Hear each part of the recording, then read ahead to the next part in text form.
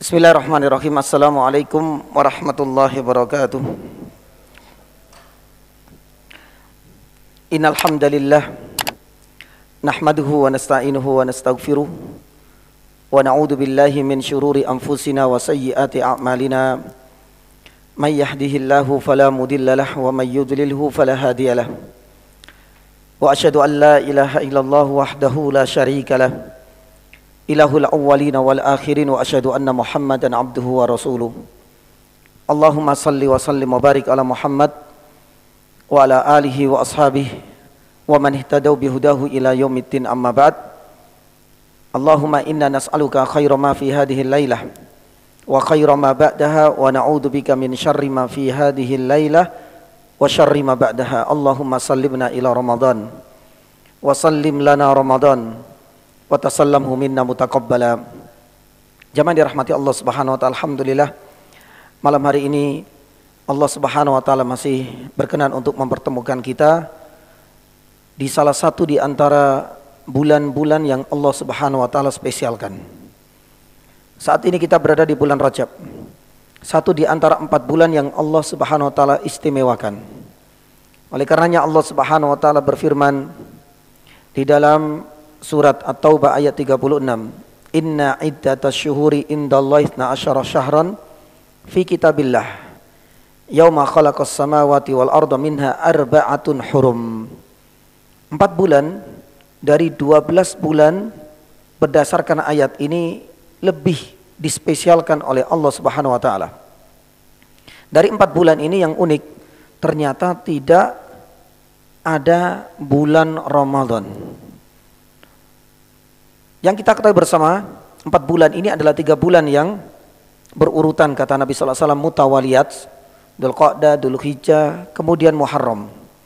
Ini adalah masa-masa haji.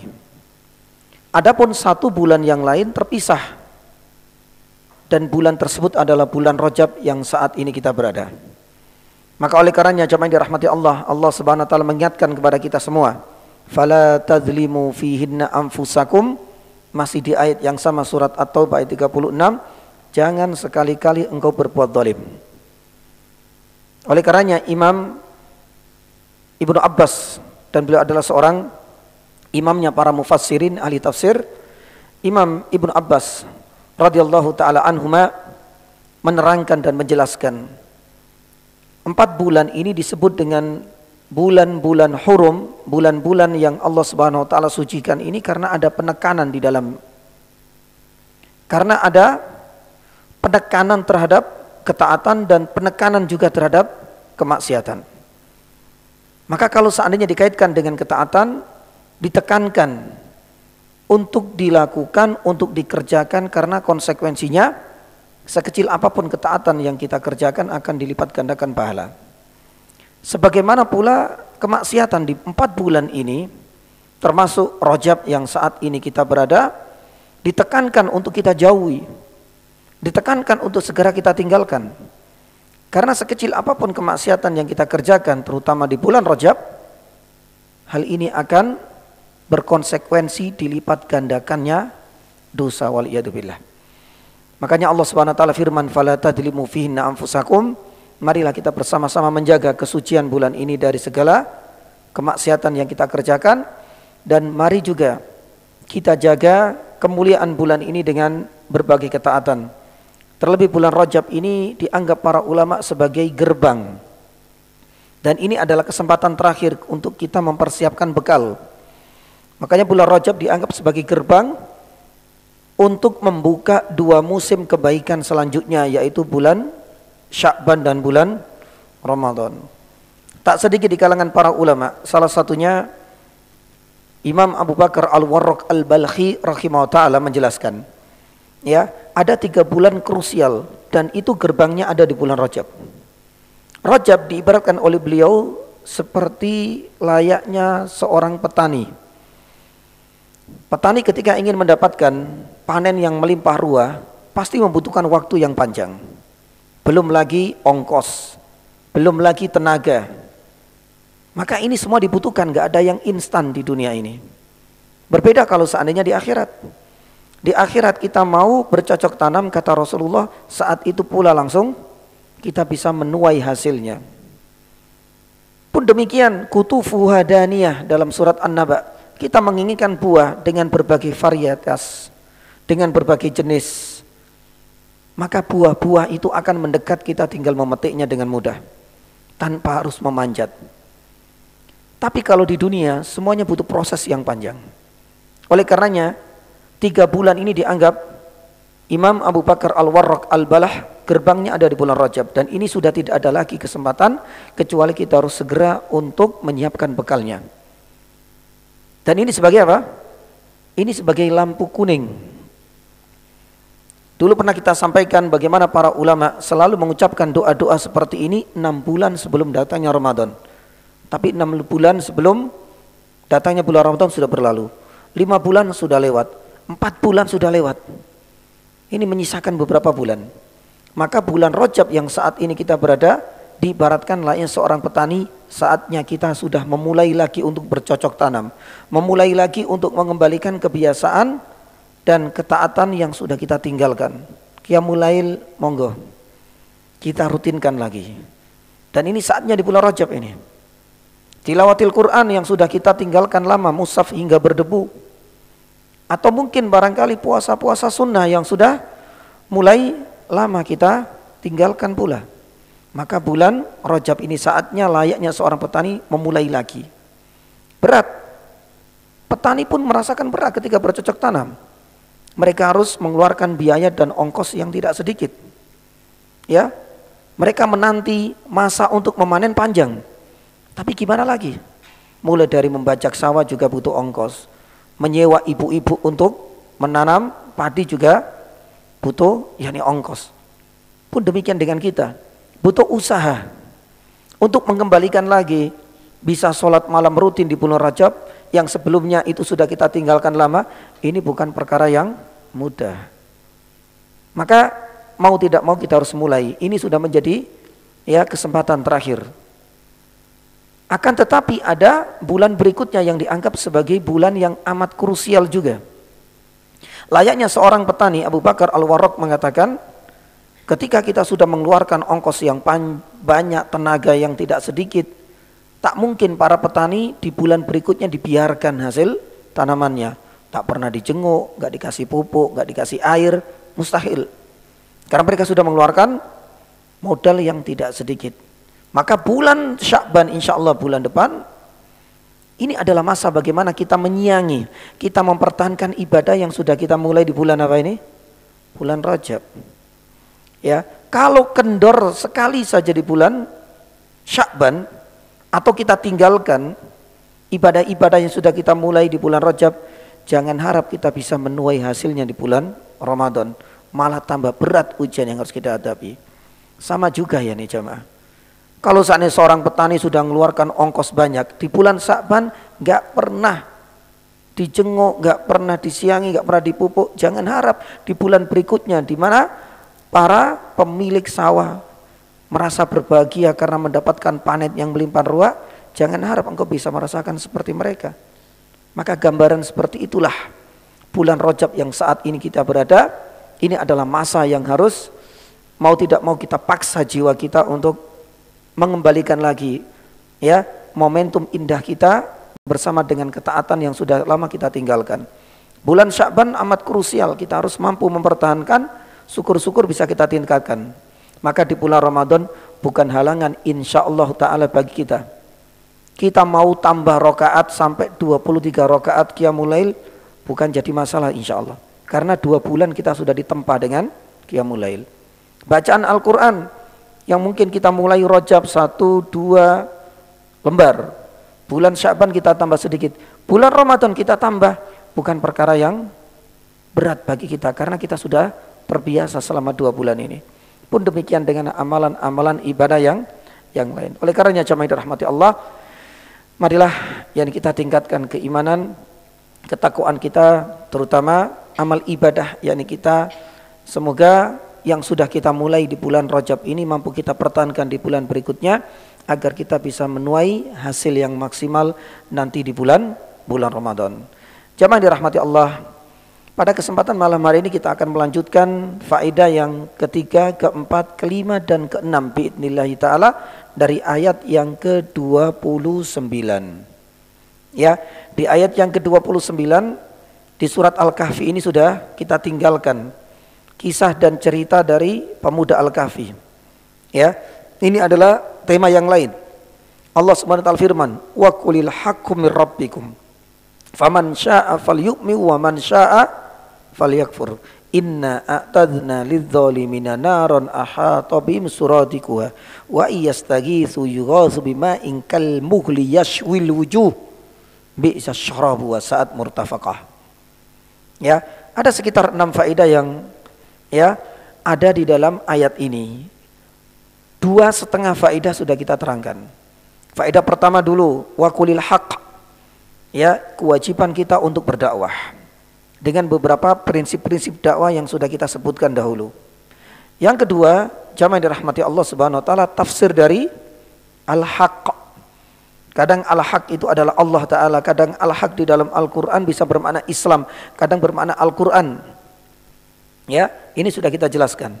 Adapun faedah yang ketiga ini belum tuntas, ya, di mana ayat ini menunjukkan bahwa tidak menunjukkan, ya, ayat ini tidak menjadi bukti akan adanya persamaan apa? Yani agama, atau dianggap seluruh agama yani sama. Kenapa kita katakan demikian? Lah, di sini nanti kita akan sampaikan beberapa ayat-ayat yang lain yang mengalami nasib yang sama, maaf, jadi korban oleh orang-orang orientalis. Mereka pun mencoba untuk mencari-cari ayat-ayat untuk melegalkan bahwa seluruh agama sama. Yang kita dengar dengan pluralisme, dan salah satunya adalah ayat ini. Karena Allah Subhanahu wa taala kalau kita lihat dalam terjemahannya, lah ini pentingnya bagaimana kita mengaitkan terjemahan itu dengan tafsir. Faman syaa'a falyu'min, barang siapa yang mau beriman ya silakan, barang siapa yang mau kufur ya silakan. Kalau kita membaca terjemahannya seakan-akan Allah Subhanahu wa taala memberikan keleluasaan. Yang mau masuk Islam ya monggo, yang mau jadi kafir ya enggak ada masalah. Berarti semuanya adalah pilihan pribadi masing-masing, jadi tidak ada agama yang mutlak benar. Itu yang kemudian dijadikan kesimpulan oleh orang-orang barat. Apakah memang benar?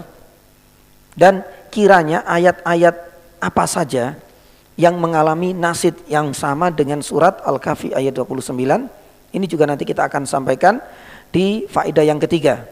Intinya ayat ini bukan menjadi bukti akan semua agama itu yakni sama. Baik. Kemudian nanti kita akan sampaikan yang keempat biidznillah taala, tafsir dari apa? Ya, tafsir yakni dari adz-dzalimin. Siapakah dzalimin di sini? Ya.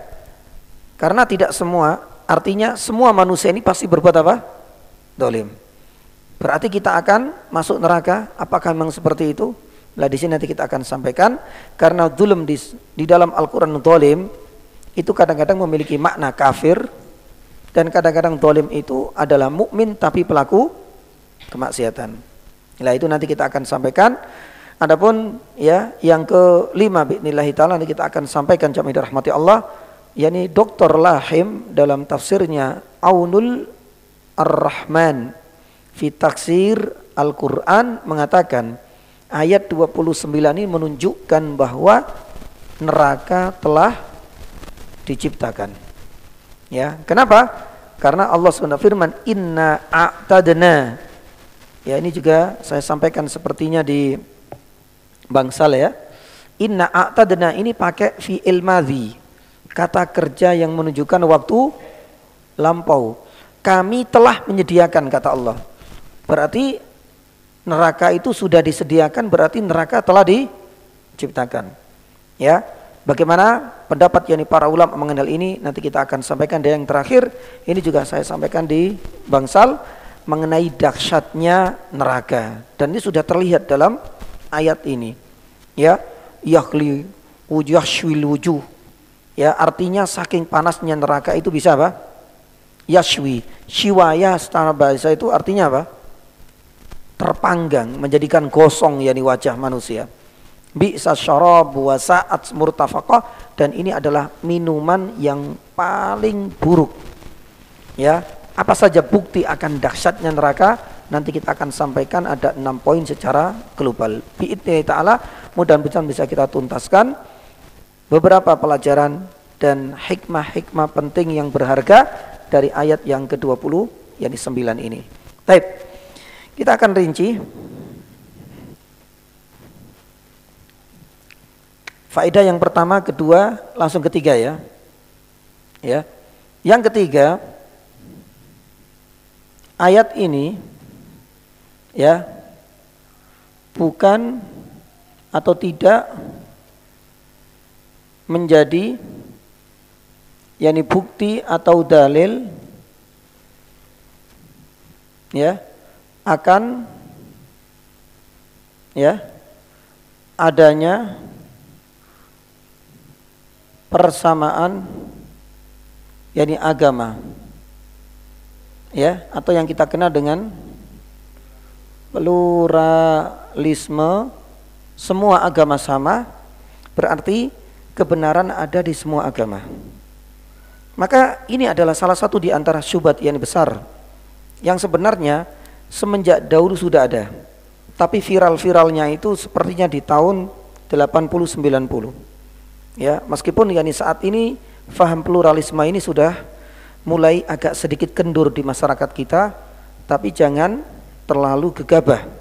Ya, pemahaman pluralisme ini maaf saat ini sudah tetap ya dan masih dan di beberapa tempat semakin berkembang, terutama di kampus-kampus, lembaga-lembaga pendidikan. Maka oleh karenanya jamaah dirahmati Allah Subhanahu wa taala, salah satu di antara ya ayat ya mereka juga punya dalih ya, dan kita masukkan ini adalah syubhat. Ada beberapa ayat-ayat di dalam Al-Qur'an yang mereka jadikan sebagai dalih ya, sebagai dalih bahwasanya Allah memang melegalkan pluralisme. Salah satunya surat ini Al-Kahfi ayat 20 yakni 9. Maka oleh karenanya terkait yakni masalah ini ada beberapa poin yang ingin kita sampaikan yakni jemaah. Ya. Yang pertama, untuk menguatkan akidah kita, keyakinan kita, tetap kita katakan kebenaran itu cuma satu. Ya. Kebenaran agama hanya yakni pada ya agama apa? Hanya pada Islam yakni semata. Ya, berarti agama dan kebenaran cuma satu. Tidak seperti yang mereka klaim. Jadi agama yang benar di sisi Allah satu. Pun demikian agama yang diridhoi oleh Allah itu cuma yakni satu. Ini adalah pondasi dasar kita sebelum kita menjawab syubhat mereka. Ya, supaya kita benar-benar terikat yakni dengan ini bagian dari bentuk wala. Pelajaran penting dalam ilmu yakni akidah. Supaya kita tahu loyalitas kita sejauh mana kepada agama kita, salah satunya harus yakin dengan hakul yakin bahwasanya kebenaran mutlak itu cuma satu, ada di dalam agama Islam. Dalilnya sangat banyak. Kita kemarin sampaikan di dalam surat Al-Imran ayat 19. Ya, inna dina indallahil taib. Di dalam surat Al-Imran juga ayat 85 ya. Walan tardo, kok walan tardo ya, falay yuqbala minhu wa may yabtaghi khairal islami dinan falay yuqbala minhu. Ya, siapapun yang menginginkan agama selain Islam tidak akan diterima. Berarti menunjukkan bahwasanya pluralisme ini tidak benar. Semua agama benar ini adalah sebuah pernyataan yang salah. Karena kenyataannya Allah SWT hanya menerima Islam. Siapa yang mencari yang lain, falay yuqbala, tidak akan diterima, berarti semuanya sah, yakni salah. Taib. Pun demikian dengan sebuah hadis. Dan hadis ini seharusnya perlu yakni kita sampaikan, sebarkan kepada masyarakat. Nabi SAW menyebut Yahudi, menyebut Nasrani juga loh. Rasulullah SAW mengatakan dalam sebuah hadis sahih, diawali dengan sumpah, walladzi nafsi biyadihi la yasma'u bi ahadun min hadil ummah yahudiyan wala nasraniyan summa yamutu walam yu'min billadzi ursiltu bih illa kana min ahlin nar illa kana min ashabin nar. Hadis ini sahih, disebutkan oleh Imam Muslim dalam sahihnya. Apa terjemahannya? Ya, Nabi SAW memulai di sini yang pertama dengan sumpah. Berarti perkataan Al-Quran atau ayat atau hadis Nabi, kalau ada sumpah berarti menunjukkan ada pesan apa? Sangat penting banget. Ya kayak kita lah. Kalau seandainya kita itu pengen menyampaikan informasi yang sangat penting, itu biasanya membawa nama Allah. Kita awali dengan sumpah. Kalau seandainya nggak ada sumpah, itu biasanya ya informasi dan berita biasa. Sebagaimana kita ngasih tahu, ya tadi sore saya sudah makan, ini nggak butuh.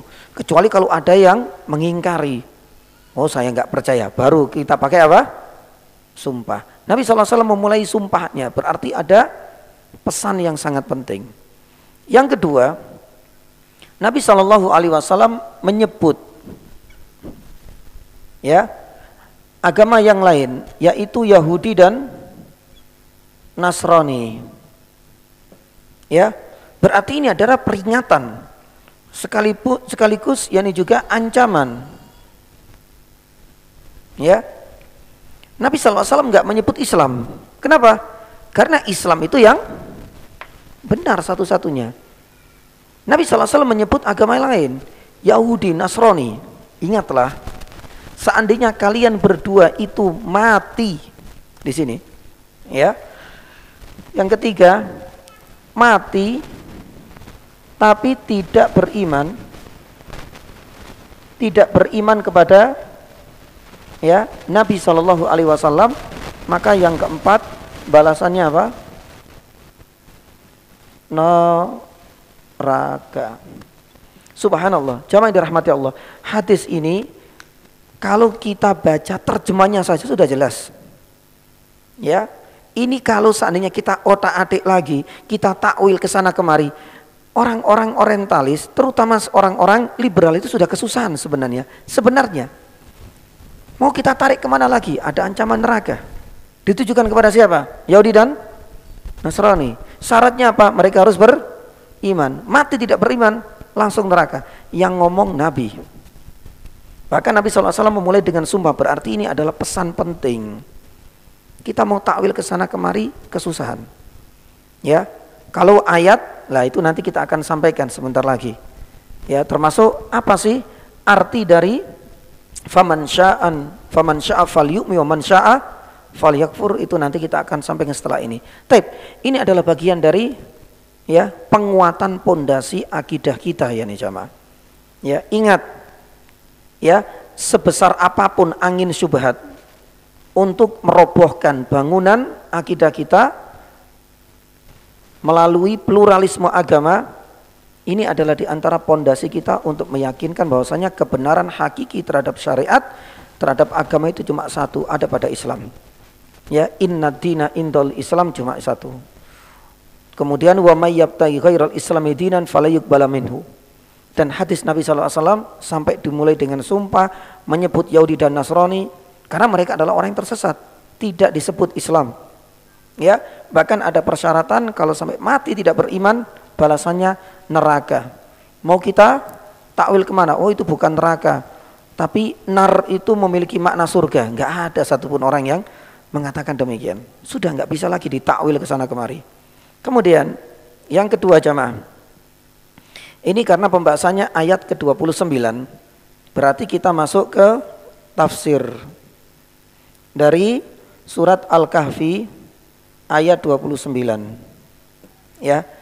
Apa maksud dan tujuannya dari kalimat ini, faman syaa falyu'min wa man syaa falyakfur? Lah, ada beberapa ulama yang mengatakan bahwasanya maksud dan tujuan dari ibarah faman syaa ya, yani falyu'min, saya tulis di sini karena ayatnya ini kan panjang. Tapi yang saya masukkan tafsir dari ayat 29 ini adalah kalimat ini tok. Faman syaa'a falyu'min wa man syaa'a falyakfur. Ini sudah dijelaskan oleh para ulama. Kalimat ini para ulama mengatakan ini mengandung unsur ancaman atau yakni peringatan. Ya. Makanya sebut yani saja Ibnu Al-Jauzi di dalam tafsirnya Zadul Masir mengatakan bahwasanya ayat ini kalimatnya ini jangan dilihat dari terjemahannya, tapi apa maksud dari kalimat ini. Ternyata tujuan dan maksud ini adalah sebagai bentuk ancaman atau peringatan. Syekh Muhammad Amin Asy-Syinkiti pun mengatakan demikian. Pun demikian yakni Dr. Lahim dalam tafsirnya Aunur Rahman fi Tafsir Rahman, ayat ini adalah tahdidun wa indar. Tahdid itu artinya ancaman, indar itu memiliki makna yang sama, itu peringatan. Ya, maka oleh karenanya jamaah yang dirahmati Allah, maksud yakni dari peringatan ya, ancaman ini berarti kata Syekh Muhammad Amin Asy-Syinkiti bukan bermaksud memberikan apa? Pilihan. Enggak ada satupun ulama yang mengatakan demikian. Ya makanya jangan sampai kita tertipu dalam tanda kutip pada terjemahannya. Kalau terjemahannya mungkin faman sya'an falu'min, siapa yang mau berkehendak berimanlah, yang mau berkehendak maka yakni berkufurlah. Subhanallah. Apakah ini pilihan? Syekh Muhammad Amin Asy-Syinkiti enggak. Tapi ini adalah ya sebuah kata perintah yang menunjukkan ancaman atau peringatan. Saya kasih contoh. Ya. Contoh yang hampir mirip seperti ini ada di dalam surat Fussilat ayat 40. Allah Subhanahu wa taala firman. Nah, ini pernah saya sampaikan, kalau enggak saya lupa tempat sini atau tempat yang lain. Ada sebuah ungkapan. Allah Subhanahu wa taala mengatakan i'malu ma syi'tum.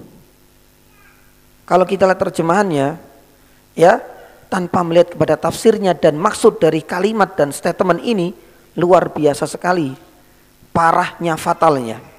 Allah SWT mengatakan apa? I'malu ma syi'tum. Berbuatlah sesuka hati. Coba kalau seandainya ini dipakai sebagai dalih bagi orang yang minum khamr, Allah SWT ngomongnya apa? Berbuatlah. Lah ini sesuka hati, saya suka khamr ya khamr. Yang zina pakai dalil ini juga, i'malu ma yani syi'tum. Yang berbuat kufur ya juga sama, yang berbuat syirik. Lah ini Allah Subhanahu wa taala juga enggak membatasi kan? Berbuatlah sesuai dengan kehendakmu, sesuai dengan seleramu, sesuai dengan keinginanmu. Para ulama mengatakan itu bahasa terjemahan. Tapi maksud dari kalimat dan statement yang ada dalam ayat 40 itu juga punya maksud sebagai ungkapan yang mengandung bentuk ancaman. Ya. Nah, oleh karenanya jemaah yang dirahmati Allah Subhanahu wa taala, saya ambil contoh yang ketiga dan ini yang sering kali kita jumpai pada masyarakat yakni kita. Loh kan ini diperintahkan, maksud ada ancamannya. Baik.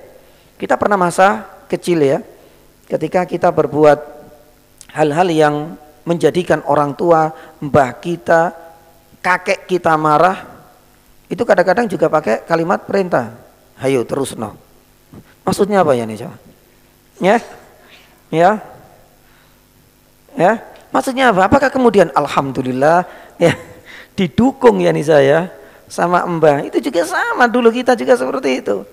Disuruh mandi main terus. Mbah kita kalau Gen Z kayaknya nggak pernah merasakan masa-masa indah seperti ini ya. Kalau kita akan main tanah, main apa, sudah mau maghrib, mau masuk TPA, ya bapak kita datang cuma, ayo terus, no, cuma kalimat itu tok. Tapi ada makna yang tersirat ini di sini. Ini adalah ancaman, bukan memberikan legalitas kita untuk melakukan ya perbuatan dan amalan tersebut. Tapi ini adalah menunjukkan apa? Yani ancaman. Ya, kadang-kadang dengan kalimat yang lain yang kita ambil contoh seperti ungkapan ini.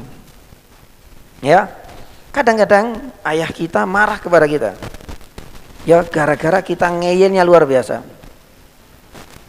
Terus muncul pernyataan akhir. Tapi kita paham, pernyataan ini adalah ancaman. Ya, disuruh sekolah nggak mau, disuruh mandi nggak mau, disuruh makan sarapan nggak mau. Ya wes, ya mangan ya terserah, nggak mangan ya terserah. Apa yang kita pahami? Alhamdulillah, berarti kita bebas, nggak sekolah bebas. Apakah itu yang kita pahami? Enggak. Tapi itu mengandung apa? Ancaman. Lah, itulah pentingnya kita memahami makna yang tersirat dari tafsir surat yakni ini. Makanya para ulama subhanallah mengatakan ketika menafsirkan ayat 29 terutama ungkapan ini, enggak ada satupun bukti dalil yang menunjukkan Allah memberikan pilihan bagi siapapun untuk beragama Islam atau beragama yang lain. Tidak ada satupun ulama tafsir yang mengatakan demikian.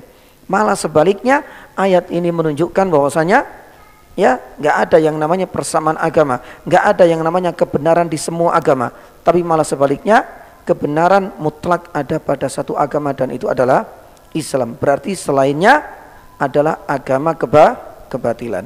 Yang kedua, kita sampaikan bahwasanya ini ada ungkapan yang memiliki makna tersirat, mengandung unsur ancaman dan peringatan, ya, agar kita tidak melangkahi syariat Allah Subhanahu wa ta'ala.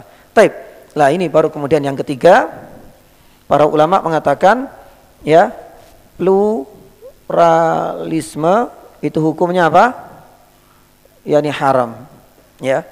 Karena memang yani hal ini bertentangan yani dengan kaidah dan pondasi dasar ini. Ya.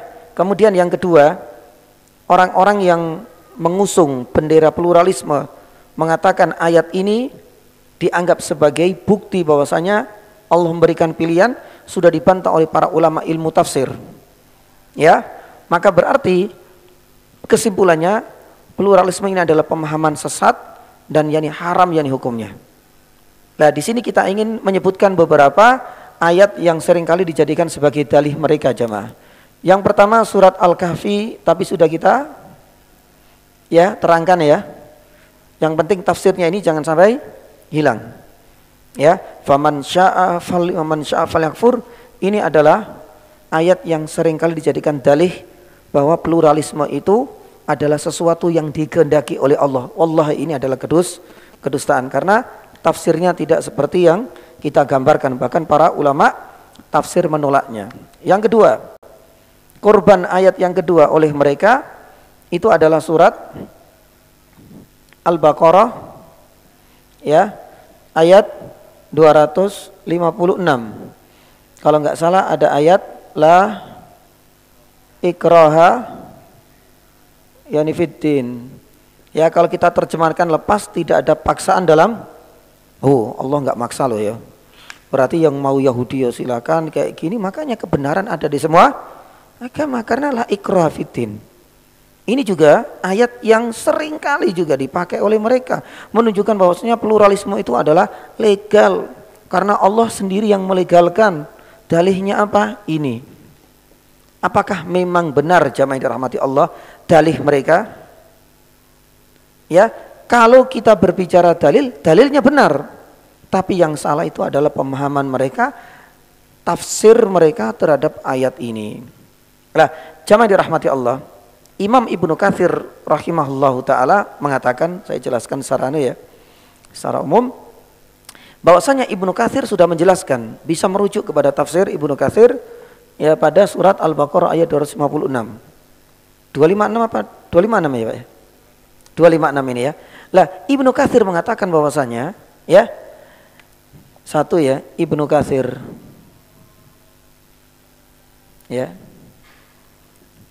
Taib masuk Islam ya tidak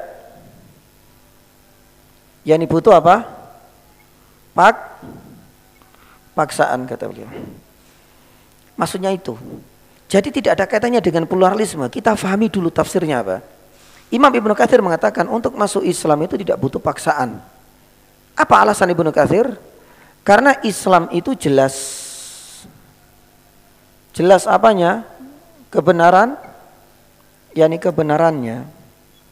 Ya, kecuali bagi orang-orang yang sudah dibutakan hatinya, kata Ibnu Katsir. Kalau seandainya semua orang masih menggunakan akal dan logika yang sehat mereka, masih menggunakan fitrah salimah mereka, kemudian membandingkan, pasti kata Ibnu Katsir, ya, yang ori dan KW itu langsung bisa dideteksi. Yang ori itu adalah Islam karena sudah jelas kebenarannya. Mau dilihat dari atas bawah, samping kanan samping kiri, mau diuji kebenarannya, mau diuji keautentikannya, mau diuji keselarasannya dengan akal, dengan hati, dengan logika, Islam ya itu selalu unggul dari segala sisi. Itu kalau seandainya kata Ibnu Katsir, bagi orang-orang yang masih diberikan hati yang terbuka, pun demikian akal dan logika yang sehat. Ya, karena sudah jelas. Makanya Allah Subhanahu wa taala berfirman, kata Ibnu Katsir, lihat seakan-akan Ibnu Katsir itu ayat ini jangan dipotong. Sambungan dengan lanjutannya. La ikraha fiddin. Lihat kelanjutan ayatnya. Kelanjutannya ayat itu apa? Qad tabayyanar. Lah ini. Qad tabayyanar rusdu minal ghayy. Ya. Karena tabayyan sudah jelas. Mana yang ori dan mana yang KW. Ar-rusd ya dari al-ghayy. Rus itu istilahnya ori, sedangkan yang ghayy itu KW. Maka para ulama menjelaskan, ya, perkataan dari Imam Ibnu Katsir ini layaknya mana madu dan mana racun itu langsung bisa dideteksi gitu loh. Pun demikian, kejelasan kebenaran Islam ini benar-benar terang benderang. Ya, mana yang KW kebatilan dan mana yang benar itu sudah jelas. Makanya Imam Ibnu Katsir mengatakan nggak butuh paksaan. Bagi siapapun yang punya hati nurani yang masih sehat, pasti bisa membedakan kok. Qad tabayyana rusdu, mana Islam dan mana ya selain Islam, mana yang ori dan mana yang KW. Subhanallah. Maka oleh karenanya jamaah dirahmati Allah Subhanahu wa taala, inilah sebenarnya makna dari la ikraha fiddin. Ya. Tapi bukan berarti menunjukkan semua agama sama. Lanjutkan kan ini loh. Ini adalah bukti, berarti tidak semua agama sama. Ada yang ori dan itu cuma satu, ya Islam, dan ada yang ghayy. Makanya Imam Ibnu Katsir lanjutkan ayat ini, jangan dipotong hanya pada la ikraha fiddin. Ya. Baik. Kemudian di antara yang ketiga, ya, dalih yang dipakai oleh orang-orang untuk melegalkan pluralisme itu surat Al-Baqarah ayat 62. Ya, di dalam ayat 62 Allah SWT firman menyebutkan innal ladina amanu wal ladina hadu, kemudian an-nasara, ya, man amana billahi wal yawmil akhir, ya, wa amila sholihan falahum ajrum inda rabbihim wala khaufun alaihim wala hum yahzanun. Coba kita lihat. Ya, mereka mengatakan di sini kan ada wawu. Orang beriman mukmin disandingkan dengan orang siapa? Yahudi disandingkan dengan orang Nasrani. Kemudian diambil kesimpulan di akhir, ya, falahum ajruhum, mereka mendapatkan pahala, mereka mendapatkan ini dan lain sebagainya. Ya. Jamaah dirahmati Allah. Orang-orang orientalis mengatakan, coba kita lihat. Orang mukmin disandingkan Yahudi, orang Nasrani, ditutup ayat ini dengan mereka semua mendapatkan pahala. Berarti semua agama sama. Ini menurut pemahaman mereka, karena ada apa? Wawunya, dan orang beriman dan orang Yahudi dan orang ini. Berarti nggak usah mendakwakan Islam itu adalah kebenaran absolut mutlak. Islam itu adalah yang paling benar. Enggak. Lawang Al-Qur'anmu sendiri ngomong seperti ini. Sekali lagi jamaah dirahmati Allah, ini juga syubhat. Dijawab oleh para ulama mengenai ayat ini jamaah dirahmati Allah. Ya, yang dimaksud dengan orang yang beriman, orang yang hadu wan nasara, Ini semua adalah orang yang beriman kepada yakni para nabinya di masa mereka masing-masing. Itulah. Di masa mereka masing-masing. Ini sudah dijelaskan oleh para ulama. Maka orang yang beriman saat ini, kita beriman kepada Rasulullah. Kita juga tahu bahwasanya dulu ada Bani Israel, di mana mereka mengalami beberapa tahapan dan fase. Banyak para utusan yang diutus kepada mereka. Satu meninggal, akan diutus yani lagi, dan begitulah seterusnya. Lah, ayat ini sebenarnya bukan menunjukkan semua agama itu sama, ya, tapi menunjukkan satu, ya, subjeknya semua orang yang beriman kepada para nabinya itu akan mendapatkan balasan yang sama, yaitu surga, ya. Kemudian yang kedua menunjukkan bahwasanya syariat atau misi, bukan syariat ya. Ya. Maaf. Jazakallah khair Bang ya.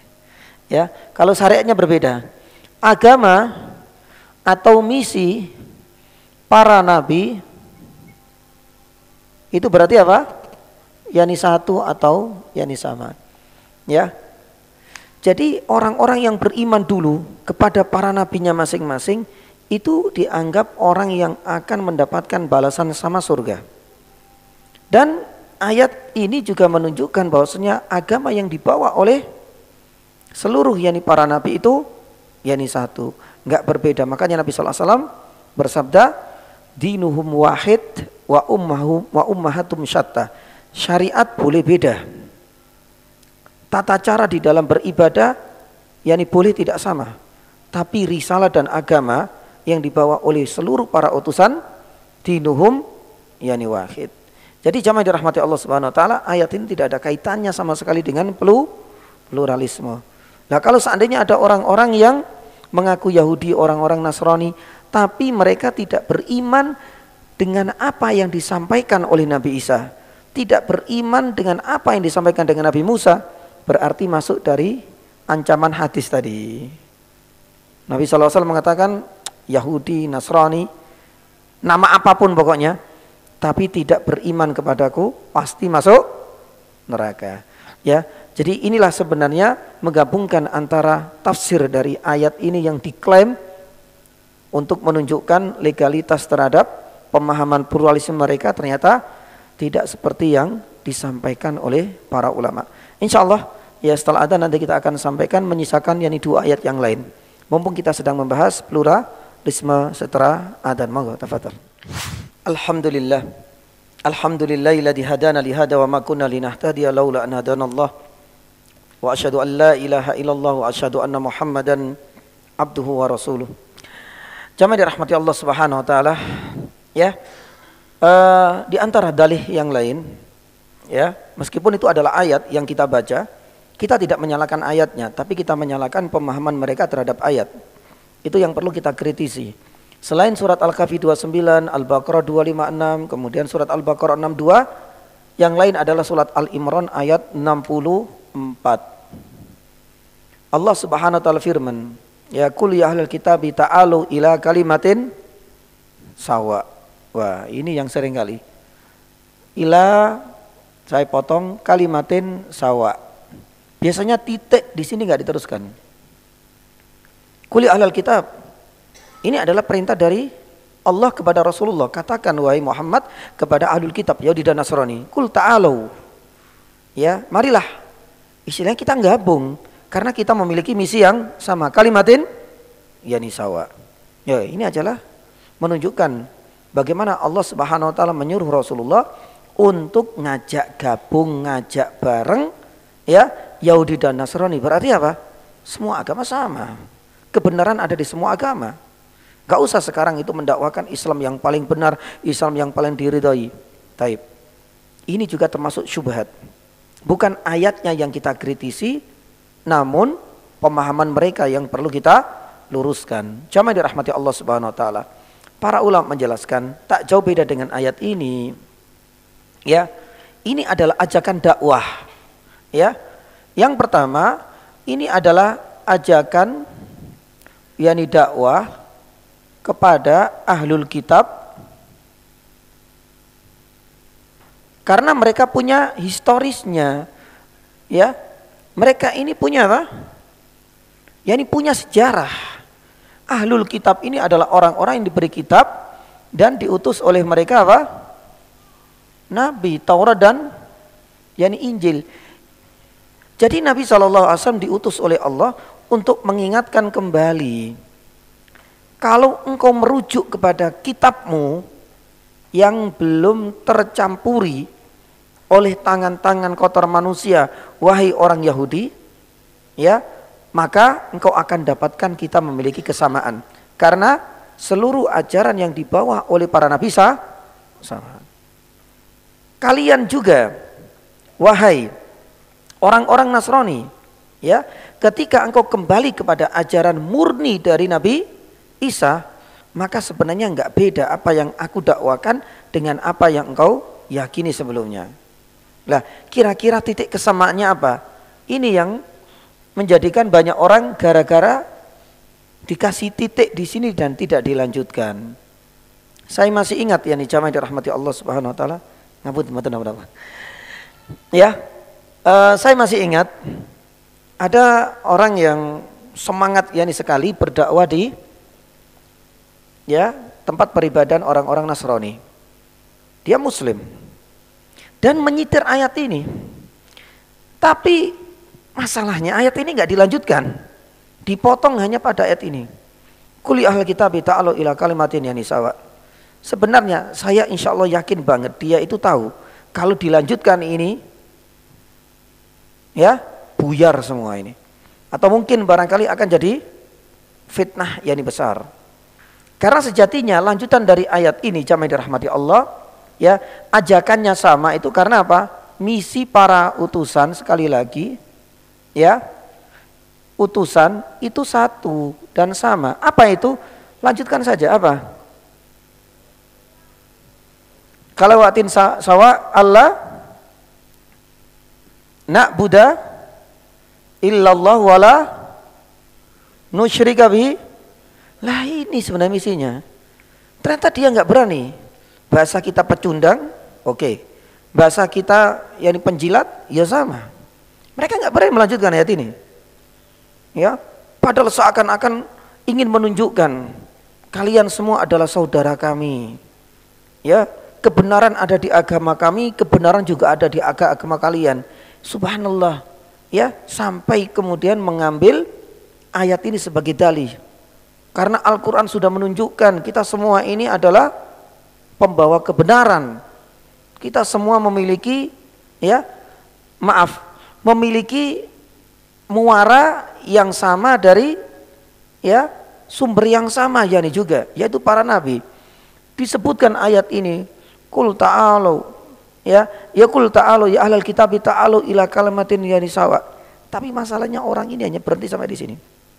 Seandainya dia lanjutkan dan berani menyampaikan intisari dari kesamaan misi para nabi, insya Allah, ya, ia tidak akan diterima lagi untuk berkhutbah di tempat tersebut. Karena intisarinya, coba kita lihat, misi para nabi itu satu dan sama karena hanya menyembah apa? Yani Allah. 3 apa 1? Yani 1. Kalau seandainya disebutkan runyam itu, geger satu tempat itu. Karena saat itu yani mereka sedang merayakan yani hari kelahiran tandingannya Allah Subhanahu wa taala. Ya, pun demikian wala nusyrika, dan tidak apa? Menyekutukan Allah Subhanahu wa taala. Dan ini yang sangat dibenci, yang sangat tidak disukai oleh orang-orang Nasrani. Pun demikian dengan orang-orang Yahudi. Maka oleh karenanya jemaah dirahmati Allah, sebenarnya ayatnya enggak salah. Kalau seandainya dibaca, disampaikan, ya direnungkan, apalagi satu ayat utuh, kita akan yani tahu. Ya, ada titik kesamaan tidak kita pungkiri karena Yahudi dan Nasrani itu memiliki sejarah yang panjang. Mereka adalah umat yang diutus kepada mereka para nabi sebagaimana kita umat terakhir. Mereka diberikan kitab suci, kita pun yani sama. Tapi yang jadi masalah intisari dari misinya ini. Nah, sedangkan Yahudi dan Nasrani saat ini jamaah dirahmati Allah itu sudah melenceng jauh dari misi yang dibawa oleh para nabi ketika pertama kali Musa alaihissalam diutus kepada orang Yahudi, dan sudah melenceng jauh dari ajaran yang pertama kali disampaikan oleh Nabi Isa alaihissalam kepada orang-orang Nasrani. Nah, mudah-mudahan bisa difahami ya. Kalau ini lebih mudah karena mereka memutus mata rantai misi dakwah para nabi. Akhirnya ya, ini kan dianggap sebagai bentuk pengkhianatan, penistaan terhadap ayat karena dipotong sedangkan yang lain dihilangkan dan tidak disampaikan. Yang kelima, ini juga kalau nggak salah pernah kita sampaikan, surat Al-Kafirun. Ini juga dipotong. Surat Al-Kafirun ayat yang ke-6. Apa bu ayatnya? Lakum dinukum waliyadin. Ini juga pernah disampaikan. Ngapain sih kaum muslimin ini mengklaim dirinya agama yang paling benar? Lah Allah Subhanahu wa taala sudah mengatakan kok. Lakum dinukum, bagimu agamamu, bagi agama. Berarti apa? Ya sudah bebas. Kita diberikan pilihan oleh Allah untuk menentukan apa? Keyakinan dan kepercayaan kita masing-masing. Berarti menunjukkan kalau Allah sudah nyuruh memberikan pilihan seperti ini, berarti kebenaran ada di semua yakni agama. Padahal jamaah dirahmati Allah, ini penting sekali. Surat Al-Kafirun ya, ini sudah dari namanya saja ini sudah jelas kalau kita pelajari secara utuh ya. Nama surat ya, ini orang-orang apa? Ya ini kafir. Lanjenengan ya mbok ya dibaca dulu. Ini surat apa lagi? Al-Kafirun. Siapa orang Al-Kafirun di sini? Lah itu dibaca dulu. Jadi orang-orang kafir di sini itu adalah orang-orang yang tidak beriman apa? Kepada yakni nabi. Lah masalahnya antum sadar enggak? Jangan langsung ke ayat ke-6. Nama surat ini saja disebutkan oleh Allah dan Allah mengabadikan ayat ini dengan surat ini dengan surat Al-Kafirun. Berarti ini sedang berbicara dengan orang-orang kafir. Itu yang pertama. Siapa orang kafir? Definisikan dulu. Mereka adalah orang-orang yang tidak beriman kepada Rasulullah SAW. Memang ditujukan kepada orang-orang kafir suku Quraisy. Tapi nanti kita akan lihat.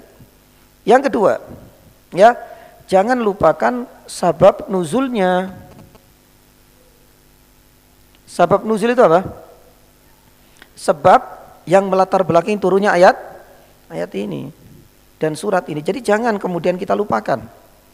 Ternyata turunnya surat ini itu karena ada sebab nuzul. Di mana orang-orang kafir ini ya memberikan ya dua opsi kepada Nabi Shallallahu Alaihi Wasallam, kepada Nabi. Ya, artinya mereka ingin rembuk bareng, nggak tahu rembuk nasional atau mungkin musyawarah nasional. Yang penting ya mereka ini siap dengan segala konsekuensinya asalkan Nabi Sallallahu Alaihi Wasallam setuju dengan opsi yang mereka tawarkan. Opsi yang pertama ya 1 tahun mereka akan menyembah Allah. Ya, artinya oke lah, Muhammad, ya, saya akan siap mengikuti agamamu, tapi kita punya opsi nih, dua-duanya harus dipenuhi dan disepakati ya. Kalau engkau menginginkan kami menyembah Allah, siap kami, tapi 1 tahun kita menyembah, ngikut jenengan. Tapi opsi yang kedua, tahun berikutnya apa? Harus menyembah apa? Ya ini berhala. Adil toh? Impas toh? Ya, 1 tahun yang kita ikut jenengan, tapi tahun berikutnya jenengan ikut kami. Kan enak kan? Tayyib.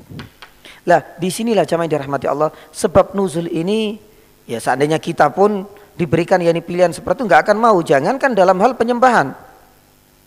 Ya, dalam hal istri misalnya, 1 tahun istrimu sama anak, tahun depan ya kita nggak akan mau. Sama juga menyembah Allah, nggak mungkin.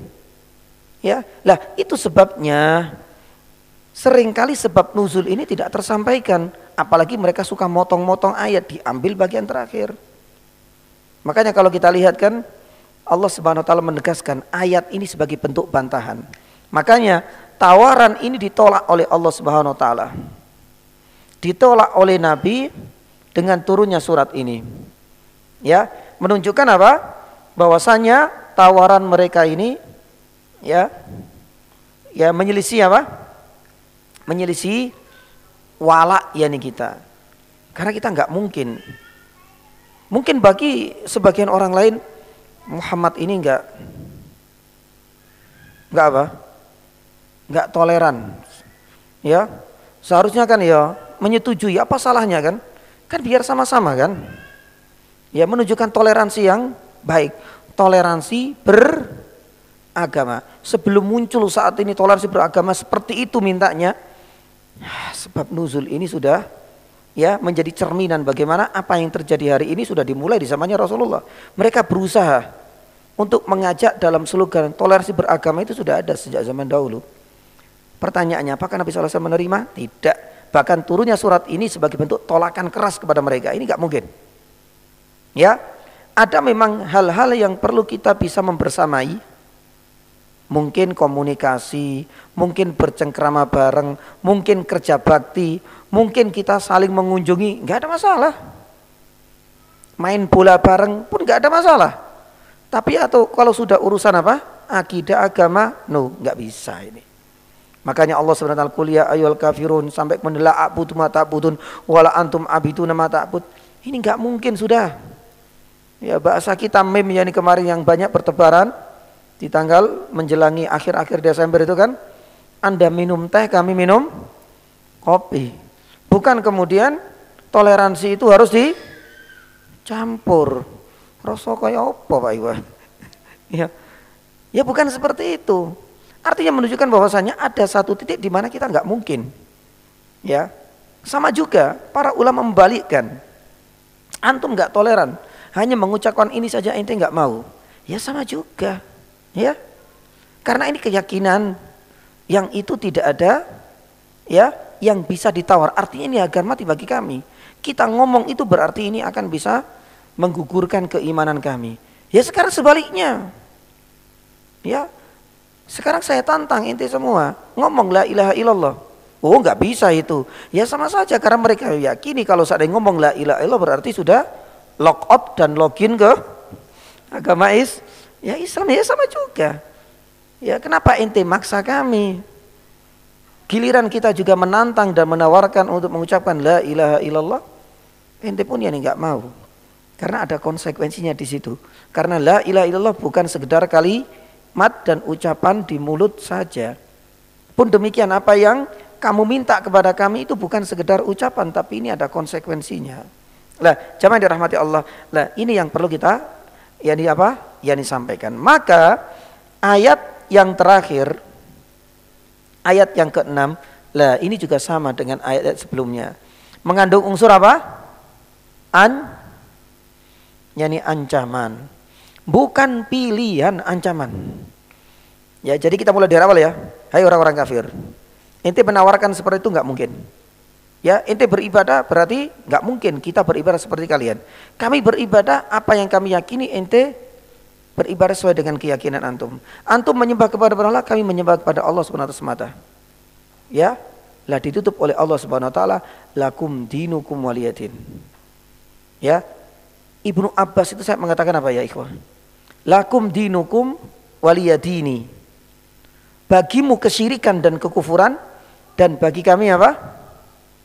Adalah ketauhidan. Dengan artian lain, bagimu kebatilan dan bagi kami apa? Nah, itu bisa nanti lihat di dalam tafsirnya. Tapi kan kadang-kadang kita hanya melihat kepada apa? Terjemahnya bagimu agamamu dan bagiku.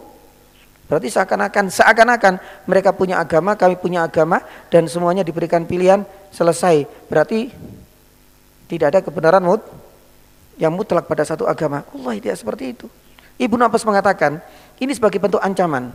Satu, kita nggak mungkin ini bisa disatukan, karena ini bagaikan bensin dengan air yang tidak bisa disatukan. Makanya di akhir Allah Subhanahu wa taala, lakum dinukum waliyadin, ini mengandung unsur ancaman. Ya, kalau memang demikian tidak bisa kita sepakati, lakum dinukum berarti bagimu agamamu. Artinya lakum syirkukum, kata Ibnu Abbas. Kesyirikan, kebatilan ada padamu, sedangkan agama Islam dan kebenaran ada pada kami. Pertanyaannya, berarti kekufuran dengan Islam bisa gak bersatu? Kebatilan dengan kebenaran bisa gak bersatu? Lah ini yang mau kita sampaikan. Berarti ada yang benar dan ada yang batil. Bukan menunjukkan semuanya sama. Lah, jamaah yang dirahmati Allah, ini adalah di antara runtutan. Pun demikian beberapa ayat yang sudah kita sampaikan. Mudah-mudahan ya kita bisa membekali diri kita ini ya dengan, maaf, salah satunya adalah penafsiran yang sahih. Itu sangat penting sekali ya. Karena yakni mereka itu selalu mencari kesalahan, sekaligus yakni juga mencari kelengahan kita. Ya. Jadi mencari kelengahan yakni kita. Mungkin kita sudah hafal Al-Kafirun, siapa yang enggak hafal? Insya Allah hampir semuanya hafal. Tapi giliran kena tet dikasih lakum dinukum waliyatin, ya koyo biasanya. Koyo yo bener ya. Karena hanya melihat pada terjemahnya. Tapi kalau seandainya kita tahu kronologinya seperti ini, apalagi tafsir dari Ibnu Abbas, berarti sudah menunjukkan tidak mungkin bersatu antara kebatilan mereka dan kebenaran yang ada pada yakni ajaran kita. Dan itulah yang bisa kita ambil yakni kesimpulan dari faedah yang ketiga. Kemudian faedah yang keempat, yang keberapa jemaah? Yang keempat ya.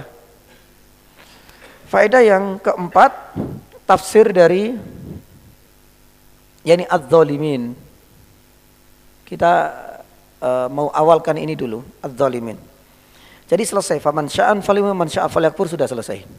Baru kemudian kita masuk ke faedah yang ketiga, ya. Faedah yang ketiga bisa kita petik dari ayat ini adalah tafsir dari adz-dzalimin. Allah berfirman, wa a'tadna lidz-dzalimin. Apa maksud dari dzalimin ini? Secara umum saya gambarkan saja, ada dua pendapat di kalangan para ulama ilmu tafsir. Dzalimin itu bisa bermakna kafir dan bisa bermakna mukmin, tapi pelaku apa? Pelaku maksiat. Bagaimana memiliki dua makna ini? Ya, karena itu adalah lafadz baik kita jumpai dalam Al-Quran maupun dalam yakni al-hadis. Lah, yang memiliki makna kafir itu banyak. Satu contoh misalnya di dalam surat Luqman ayat 13. Inna syirka, lah, kesyirikan itu adalah kedzaliman. Berarti kekufuran, kesyirikan itu satu circle, ini satu kelompok, satu komunitas. Jadi bukan orang mukmin. Yang kedua, dalam surat Al-Baqarah ayat 254. Tadi kita sebutkan surat Al-Baqarah 256. Karena ini ayat sebelumnya, sebelum la ikraha fiddin. Ya ayyuhalladzina amanu anfiqu mimma razaqnakum min qabli ayyatiya bai'un fi ulaqalat wal kafiruna. Di sini ada ayatnya. Wal kafiruna humudz zalimun. Nah, sesungguhnya orang kafir itu adalah orang-orang yang zalim. Berarti zalim bisa memiliki makna kafir. Atau yang ketiga dalam surat Yunus ayat 106. Allah SWT firman yang sebelumnya menunjukkan perbuatan orang-orang yang berbuat kesyirikan, wala tad'u min dunillahi ma la yanfa'u wa la yadurruk. Fa in fa'alta fa innaka minadz zalimin. Kalau seandainya engkau berbuat, artinya meminta sesuatu, doa kepada selain Allah, maka berarti engkau termasuk orang zalim. Siapakah zalim dalam ayat ini? Orang yakni kafir. Terkadang mukmin itu adalah makna yang kedua untuk zalimin. Seperti sabda Nabi sallallahu alaihi wasallam, unsur akhaka zaliman au madluman. Saya tulis bahasa Arabnya supaya kita tahu. Unsur akhaka, tolonglah akhaka saudaramu. Kalau sudah ada kalimat akhaka berarti mereka adalah muslim atau mukmin. Tolonglah saudaramu, baik dia itu zalim maupun dia yang terzalimi. Lah, siapakah zalim ini? Kafir enggak di sini? Sudah jelas karena di situ sebelumnya ada akhoka. Akh yang di sini artinya saudara kita seiman dan seislam. Lah, sedikit kita gambarkan penjelasan dari para ulama ketika para sahabat itu bertanya, "Ya Rasulullah, kalau kita menolong orang yang terdolimi wajar. Terus bagaimana kita menolong saudara kita yang berbuat dolim? Apakah kita menjilat? Enggak. Apakah kemudian kita ikut mempromosikan kedolimannya? Tidak. Caranya bagaimana? Nabi SAW mengatakan melalui nasihat dan melalui ingkarul mungkar. Jadi dua sisi ini. Satu contoh misalnya, yang paling mudah. Ada orang yang saudara kita dua-duanya muslim, memukuli saudara yang lain, A mukuli B. Maka di sini berlaku perintah ini, tolonglah keduanya. Kalau yang terdolimi wajar, kita harus bela haknya. Ini nggak boleh, ini terdolimi. Ya, kita harus berikan haknya. Tapi bagi yang memukuli yang berbuat dolim, itu dengan mengingkari kemungkarannya, dengan mengingatkannya bahwasanya kedoliman ini adalah perbuatan yang diharamkan oleh Allah.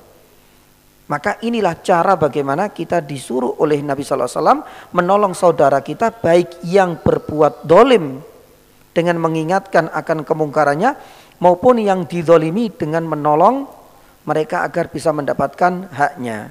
Sampai di sini paham insyaallah? Taib. Lah jamaah dirahmati Allah, dolim bisa memiliki dua makna.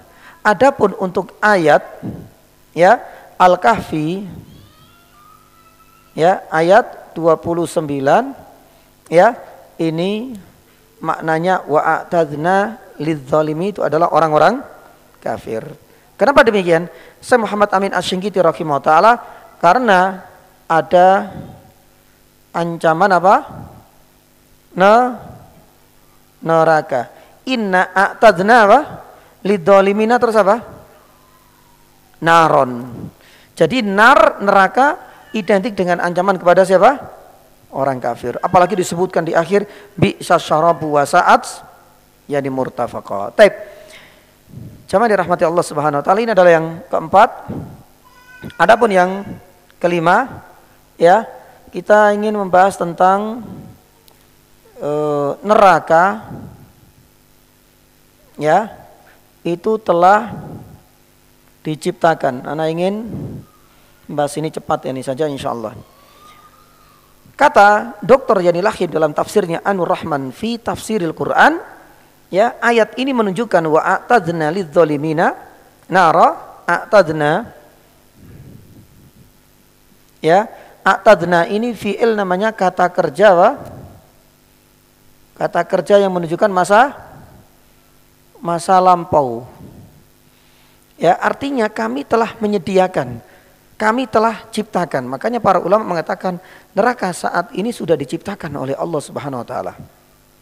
Jadi neraka tidak seperti keyakinan orang-orang Mu'tazilah. Orang-orang Mu'tazilah ngomongnya neraka itu belum ada, neraka belum diciptakan. Neraka itu diciptakan nanti setelah mendekati orang-orang sudah mau masuk neraka. Alasannya apa? Simple. Ya, orang-orang Mu'tazilah mengatakan kalau diciptakan hari ini, pernah saya sampaikan ini juga, maka berarti ciptaan Allah ini sia-sia. Layaknya kita itu kalau membangun rumah nggak ditempati, berarti apa? Ya dihuni oleh ular, ya mungkin barangkali suwung, ngerti suwung Pak ya? Nah, itu gambaran orang-orang Mu'tazilah, nerokoi suwung katanya. Tapi kita yakin bahwasanya ada hikmahnya. Pernah saya sampaikan, ayat ini menjadi bukti konkret, bukti nyata bahwasanya neraka diciptakan karena Allah menggunakan kata kerja fi'il madhi, kata kerja lampau. Kami telah menyediakan. Dan ini bukan satu-satunya ya nih jamaah. Ya, di antara dalil yang lain itu adalah surat Al-Baqarah. Ya, ayat 24 insyaallah banyak yang sudah hafal. Fa illam taf'alu wa lan taf'alu fattaqun nar allati waquduhan naswal. Terus lanjutkan. Uid. Lah, sama juga. Uiddat itu disiapkan menggunakan kata kerja lampau juga. Dan ini menunjukkan bahwa neraka sudah diciptakan oleh Allah Subhanahu wa taala. Yang kedua adalah dalil tentang peristiwa Isra yakni Mi'raj. Pun demikian di dalam cerita yang lain, yaitu mimpinya Nabi SAW, tapi ini mimpi kenyataan loh ya. Mimpinya para nabi beda loh ya. Mimpi Nabi SAW pernah diajak berkeliling ke neraka. Maaf, apakah yang dilihat oleh Nabi SAW itu cuma replika, atau mungkin seperti hologram, atau seperti mungkin barangkali hayalan? Para ulama mengatakan tidak. Yang ditampakkan di hadapan Nabi SAW itu benar-benar neraka yang Allah ciptakan semenjak dahulu. Dan ketika Nabi SAW diajak, itu memang benar-benar neraka yang akan nanti menjadi tempatnya orang-orang kafir yakni kelak. Berarti dalam kisah ini menunjukkan neraka telah diciptakan oleh Allah Subhanahu wa taala. Taib, jamaah dirahmati Allah, ini adalah di antara yakni faedah. Adapun terkait apakah neraka itu akan hancur, pernah saya sampaikan di dalam surat Az-Zumar ayat 68. Neraka ini termasuk di antara makhluk Allah yang dikecualikan, tidak akan hancur meskipun seluruh alam semesta ini yakni hancur. Makanya Ibnu Qayyim rahimahullah ta'ala mengatakan ada sekitar 8 makhluk Allah yang tidak akan hancur. Termasuk Arsyur Rahman, singgasana Allah, termasuk kursi, ya, tempat berpijaknya Allah Subhanahu wa taala, termasuk yakni juga Lauhil Mahfud, ini database-nya ngumpul di sana semua, termasuk Al-Qalam, yaitu pena yang diciptakan Allah untuk menulis seluruh takdir dan qada yakni manusia, termasuk di antara jannah, surga, dan neraka. Sedangkan 2 ini berkaitan dengan manusia. Ruh manusia yakni enggak akan hancur, dan yang ketiga itu ajbuz dzanab, yakni tulang ekor bagian bawah manusia. 8 ini disebutkan oleh Imam Ibnu Qayyim dalam kitabnya Al-Kafiyah yakni Asy-Syafiyah. Karena Allah berfirman di dalam surat Az-Zumar ayat 48, wa nufikha fis-sur fasaiqa man fis samawati man fil ardi illa man sya'allah. Ketika tiupan sangkakala oleh malaikat siapa? Israfil, semuanya akan hancur. Tapi ayat ini unik. Allah mengecualikan illa, kecuali makhluk-makhluk Allah yang dikecualikan, dikehendakin Allah tidak hancur. Baru disinilah Imam Ibnu Qayyim mencari beristihad apa saja makhluknya. Maka 8 ini disebutkan oleh Imam Ibnu Qayyim dalam kitabnya Al-Kafiyah yakni Asy-Syafiyah. Taib, yakni jamaah rahmati Allah Subhanahu wa taala, ya, menyisakan yang keenam, mungkin barangkali pada pertemuan yang selanjutnya insyaallah kita akan sampaikan. Ya, pernah saya sampaikan di Bangsal ini juga kalau nggak salah, dahsyatnya apa? Ya, neraka. Dan itu bisa kita rasakan dari terjemahannya. Inna tanalidul naron. Baru dilanjutkan sampai akhir ahata bihim suradikuha. Ya, neraka itu benar-benar ada pagar-pagar yang kuat, pembatas yang tidak akan mungkin manusia bisa keluar. Ya, kalau seandainya dulu sampai difilmkan ya, penjara terketat katanya Alcatraz, itu juga difilmkan ada orang yang bisa kabur, lolos ya ini katanya. Neraka, mungkin bahkan orang, ya nggak apa-apa kita belajar bagaimana nanti caranya bisa kabur dari neraka. Wallahi itu bukan mustahil lagi, mustahil dan mustajab dan lain sebagainya. Tapi itu nggak mungkin jamaah. Nanti kita akan lihat. Makanya ahata bihim suradikuha, nggak mungkin. Nanti kita akan sebutkan dahsyatnya itu apa? Karena dijaga oleh ada 70.000 tali kekang. Setiap tali kekang ada 70.000 malaikat yang megangi. Ya, tinggal dipengkan saja itu Pak. Yes, manusia nggak akan yang bisa keluar yang dari situ, kecuali tentunya atas syafaat dari Allah bagi mereka orang-orang beriman, tapi singgah terlebih dahulu untuk dibersihkan dosa-dosa. Tapi orang kafir selamanya khalidina yani fiha, ya. Terus yashrabu wa yastaghitsu yughasu, ketika mereka pengen minta minum, dikasih nggak minum? Kasih udah. Ya, tapi nggak bisa request by order. Kita pengen di neraka karena panas, minta es teh jumbo misalnya, sudah nggak ada sudah. Ya, yang ada di situ sebutan bima ingkal muhliyah yashwil wujuh.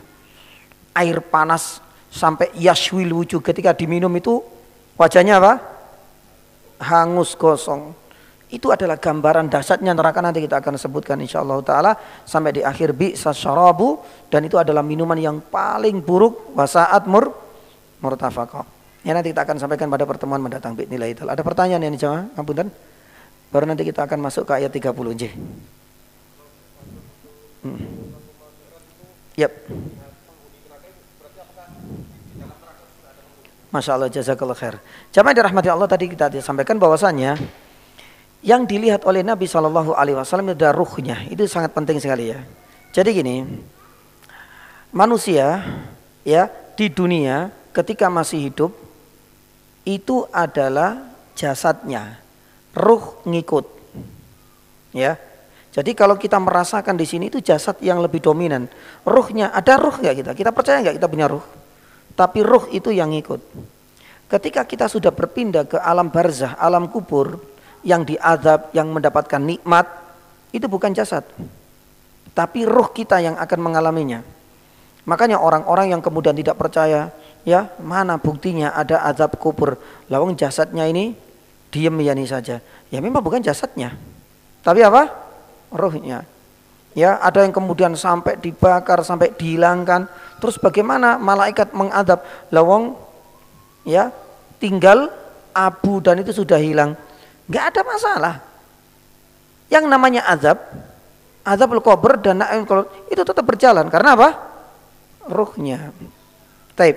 Ketika nanti di akhirat, lah di sini bersatunya ruh dengan jasad dengan begitu sempurna. Makanya nanti di jannah, ketika penduduk jannah merasakan kenikmatan itu sempurna, ruh merasakannya sempurna, jasad pun yani sama. Sama juga penduduk neraka. Mereka akan merasakannya. Jasad merasakan, ruh juga merasakan. Beda dengan dunia. Kalau dunia kan yang dirasakan itu jasadnya ini saja. Seperti apa saya buktinya? Nek misalnya ruh dan jasad merasakan adab neraka, makanya di adab neraka itu sampai digosong, sampai bolong, sampai terurai, mereka masih hidup enggak? Lah, supaya ruhnya itu bisa merasakan ini pula. Kalau kita kan enggak, orang sampai ditusuk sekali tembak langsung apa? Mati. Artinya belum sempat yani jasad merasakan. Ya, mereka bisa melihat bolongnya terurai apa? Usus-ususnya itu supaya dua-duanya bisa merasakan. Pertanyaan bagus. Ketika Nabi SAW masih di dunia, diperlihatkan neraka. Satu, kita yakin bahwa neraka sudah diciptakan, iya. Tapi penghuninya siapa? Sebagaimana jannah diciptakan, neraka juga telah diciptakan. Lah, yang menghuni kedua tempat ini di saat kita masih di dunia, atau dengan catatan lain, dunia ini belum hancur, yang menempatinya itu adalah ruh. Tapi tidak semuanya. Ya, satu contoh. Jamaah dirahmati Allah, Nabi SAW pernah diperlihatkan, ya, bahwasanya Amr ibnu Lu'ay al-Khuzai, dia adalah promotor awal, inisiator pertama yang mempromosikan penyembahan kepada berhala. Nabi SAW diperlihatkan, ya, apanya? Ususnya terbuai. Para ulama mengatakan ini adalah bagian dari apa? Ruhnya. Sama juga nanti kalau dalam kajian fikih Sirah Nabawiyah ya, perjalanan Nabi SAW dari Isra, dari Makkah hijrah Ismail sampai ke Baitul ya di Maqdis, itu ada 12 riwayat. Ya, kebanyakannya itu adalah tentang apa? Ya, tentang neraka dan sebagian jannah. Salah satunya jannah.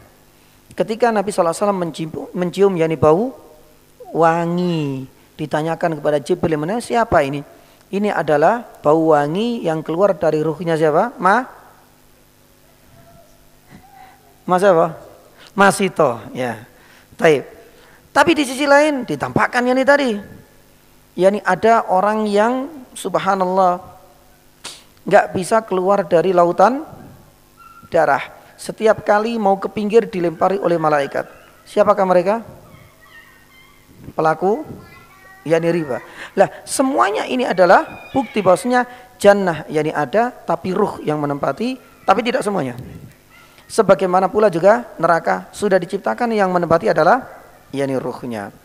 Makanya dalam hadis yang lain Nabi SAW pernah bersabda bahwasanya jannah itu ya nyawa, ruhnya para syuhada itu akan dibawa burung kemana?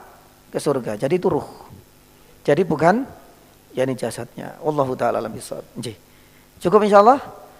Tapi yani jazakallahu khairan yani jamaah dirahmati Allah Subhanahu wa taala. Mudah-mudahan Allah Subhanahu wa taala pertemukan kita di lain kesempatan, menyisakan yani satu ini baru kita masuk ke ayat yang ke-30 dan bulan depan sepertinya pertemuan terakhir ya. Ya insyaallah kalau enggak ada udzur, insyaallah kalau enggak ada udzur karena yani bulan berikutnya lagi ya kita sudah masuk yani Ramadan. Ya mudah-mudahan paling tidak kita bisa menyelesaikan ini dan sebagian faedah dan pelajaran bisa kita petik dari ayat yang ke-30. Semoga bermanfaat dan semoga Allah Subhanahu wa taala pertemukan kita di lain kesempatan. Subhanallah asyhadu an la ilaha illa anta astaghfiruka wa atubu ilaik wa sallallahu ala nabiyina Muhammadin wa ala alihi washabihi wasallam. Assalamualaikum warahmatullahi wabarakatuh.